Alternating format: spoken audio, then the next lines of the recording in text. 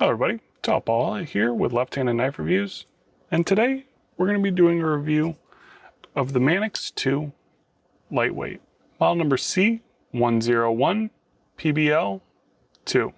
Let's get right into it.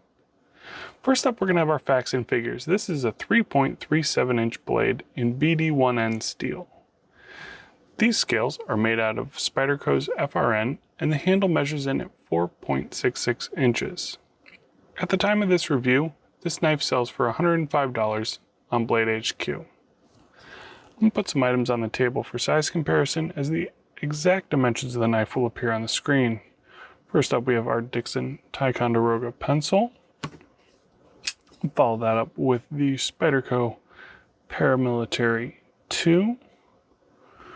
We will then move on to our Ontario Rat Model 2. And we'll go with another larger knife, the Civivi Backlash. Alright, next up we're going to talk about Larry and my experience while using the knife. The Manix 2 is an enjoyable knife to use. The bidirectional FRN we've had a couple experiences with, and it's a good FRN. The handle of this knife is very sizable, and we had enough room for our hands, and we were able to hold this knife quite a few different ways comfortably. The knife locks up well and deploys well consistently. Overall, the Manix 2 was nice to carry for review. Next up, let's take a look at what the Manix succeeds at. This knife reminded us a lot of the Native 5 that we recently reviewed, but larger, much larger. This blade is a great blade. It's a flat ground drop point blade in BD1N steel. The blade is screaming sharp right out of the box, and it maintained its edge well throughout our carrying it for review. The design of this knife also takes into account that this is a user knife. It is meant to be used on a daily basis to cut things. There's room to hold this knife comfortably for long periods of time.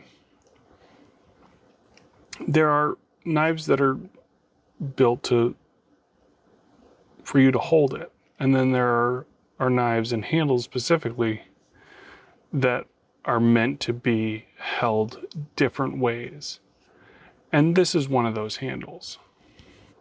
Next up, let's talk about our struggles. Why is this not a deep carry pocket clip? Why? The carry on this knife is difficult because of the overall dimensions of the knife. A deep carry pocket clip, which we know Spyderco makes, would really elevate this to the next level. This is a very big knife, and small details like that can really make or break the carryability. Not seeing it on this knife was a fairly big whiff for us. Points of note are neutral things that we want to mention, but fall in that gray area between successes and struggles. The ball bearing lock functions similarly to an excess lock. This also cannot be easily taken apart. The body of this knife is riveted together. There are screw kits that you can get for this knife, but if you enjoy disassembling your knives and doing your own maintenance, this might not be a knife that's for you. This is also a big knife. For how much blade there is, the knife is also kind of unproportionally large. We think this aids in the comfort in the hand a lot, but it also makes the carryability suffer. So in the end, that's kind of a wash. Now for everything that's left, the part of the knife review, we talk about everything left-handed. So you have a reversible pocket clip, even though it's not deep carry. So you have the same experience for both a left or a right-handed individual. This knife opens with the opening hole or with the flick. For both left and right-handed individuals, the size is identical. So for all purposes up to there, it is an ambi knife. And to finish off the ambidextrousness of it, we have the ball bearing lock. Similar to an access lock, same experience for a left-handed individual as a right-handed individual. So you have one ambidextrous knife. All right, let's talk about our final thoughts and recap. This is a really great cutting tool built to be used for long periods of time. The ergos and the blade are really good. This knife is on the larger side, which makes it not the most EDC friendly knife.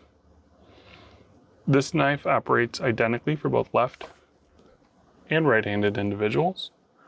Overall, at the price point, you get a lot of knife for the money, and your money is not going to be poorly spent picking this up as a cutting tool. Thank you very much for joining me today. Be sure to subscribe for more great knife content. We'll see you next time.